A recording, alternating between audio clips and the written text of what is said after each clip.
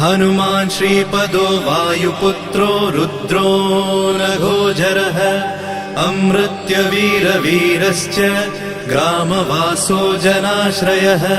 धनदो निर्गुणः शूरो वीरो निधिपतिर्मुनिः पिङ्गाक्षो वरदो वाग्मी सीताशोकविनाशकः शिवः शर्वः परो व्यक्तो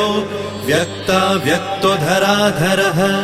पिङ्गकेशः पिङ्गरोमा श्रुतिगम्यः सनातनः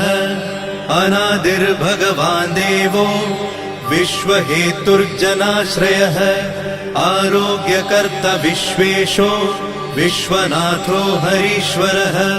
भर्गो रामो रामभक्तः कल्याणप्रकृतिस्थिरः